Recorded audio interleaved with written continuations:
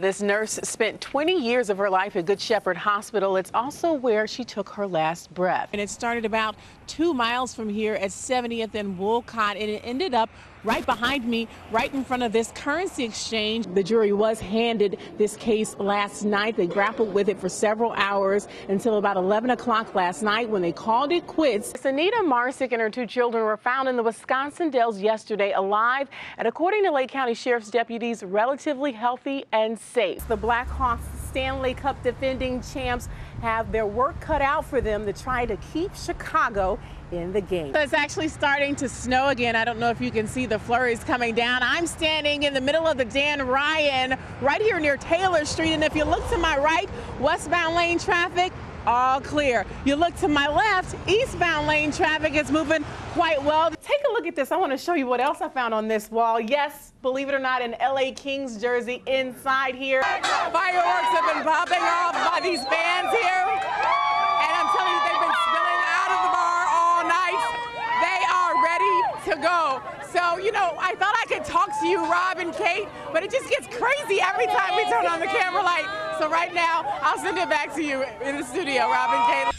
Good morning, I'm Courtney Gousman. It's a rainy start to our Saturday morning, and we're looking at a live picture across from the CBS Broadcast Center. Certainly a wet look at Daly Plaza. More than 31,000 people are still without power this morning after severe weather pounded the Chicago area. In north suburban Glenview, cars had to plow through standing water. 1 man is dead, 2 others hurt in a shooting early this morning in Chicago's Bridgeport neighborhood. It happened in an apartment building just before 3 this morning. And coming up on CBS this morning, a possible women's health crisis in America. New statistics show women are over drinking, overdosing, and burning out. We'll see you back here at 6:57.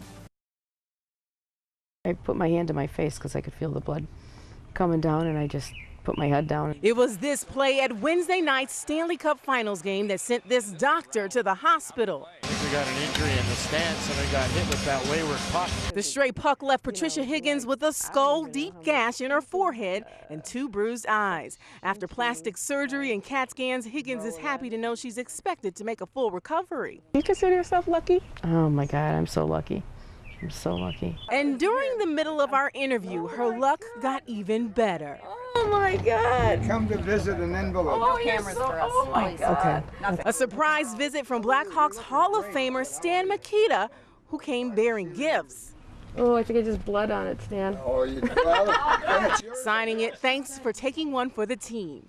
And one more stroke of luck when I received a call from another Blackhawks fan who wants to return something. I mean, the puck flew just 1 foot over my wife's head. I have the puck on my desk, and I'm more than happy to give it to you. As it turns out, this Elk Grove business owner is also a season ticket holder who sits right in front of Higgins. The 2 are planning to meet at Game 7, where he will hand over the puck. Higgins tells me she may be up for a Hawks game before that. Well, if it comes back for a Game 5, I think I'm entitled to that one too. But I'll probably be wearing a big helmet or something. And in case you were wondering, Higgins has an aisle seat, row 11, about two sections to the right of the goal. And fingers crossed, because if the Hawks bring that Stanley Cup home, she has a personal invitation to visit it. She's getting all types of phone calls. I'm sure she's getting personal invitations for everything. I mean, you had to feel like when Stan Mikita walks up in the middle of your interview, I get an A for timing today, right? Yeah, I did, you know, but it was, I really was happy for her. She was very cheerful, and she is a true Blackhawks fan. So it's great to see her after all that she's been through. You know, she gets to meet Stan, and now, you know, all of this, she's going to get the puck. And you know, they have the mesh netting up at the ends near the goals, but they don't have it up along, the most of the area. I'm just thinking maybe Crawford can lend her a helmet for the next game. Well, sure. she's ready to go back. Oh my gosh, what a good story. Thanks, Courtney. The homes here are surrounded by lakes, and those same lakes have flooded these neighborhoods. And despite how bad things may look here, the residents are still here holding down the fort. Welcome to Stanton Point, a subdivision that sits along the chain of lakes. It's now swimming in at least 5 feet of water. The residents here tell me they understand flooding comes with the territory. Just go slow. Stay in the center. Meet Stan Madonna, an expert of sorts. You either need hip boots or waders. The boots you have are too short. I'm not prepared then. Huh? No, you're not prepared for here. He's been here since '51 and tells me he's seen a many floods. No water inside your house? No. But there's a lake surrounding your house. Most cases, every time we have a flood, it's like this. Across this street-turned lake is Paul Smith. For the last 5 days, he's been trying to keep the lake in his front yard from spilling into his home. How deep is the water out here? Is this like the deepest point? Up to my waist, yeah, definitely. On the road, it's up to my waist. In the yard, it'd be up to my shoulders. The Wolfs, a retired couple, are on their way home from picking up groceries. They'll be rowing for about a half mile. Well, it is what it is, and we're retired and we're stocked up. And though the flooding is not welcome, those who live here know how to deal. You live near the water. This is, the price you pay eventually.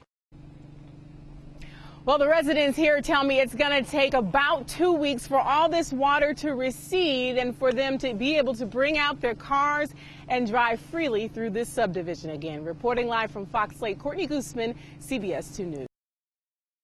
Rob, this eyesore is the problem. Check it out. This matter set to go before a judge next month, but the residents here say it's been 3 months too long. The issue, demolition. This pile of bricks and garbage used to house several businesses until it went up in flames in an arson fire last January. This is just unacceptable for this building to continue to be here this way, and I'm at my wit's end. I just don't know what else to do about it. 6th Ward Alderman Roderick Sawyer's frustrations building because this building at 75th and King Drive has yet to be torn down. How often do you have to drive by this? I live around the corner, so I drive by it 5 times a day. And it sickens me every time. I'm avoiding it now because it's disgusting. Members of this neighborhood band together to share their frustrations. Yes, it's fenced in, but they're also using it as a dumping ground, which increases the infestation of rodents. They've called the city building department, 311, and the property owner. What's his reason for not tearing this building down? He informed me last week, which is the last time we spoke, that his insurance company was doing some additional investigations. I called as well. Please leave your message for 312593. And this morning, the Department of Public Health paid a visit after an anonymous caller declared the site an environmental hazard. We had to go all the way up to the mayor because he wouldn't allow this to sit in his neighborhood long.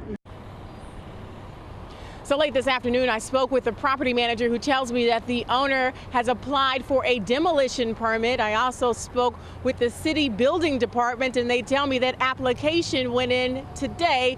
I'm told that process usually takes between 10 and 15 days, so we'll keep watching. Reporting live from Chicago's Park Manor neighborhood, Courtney Gousman, CBS 2 News.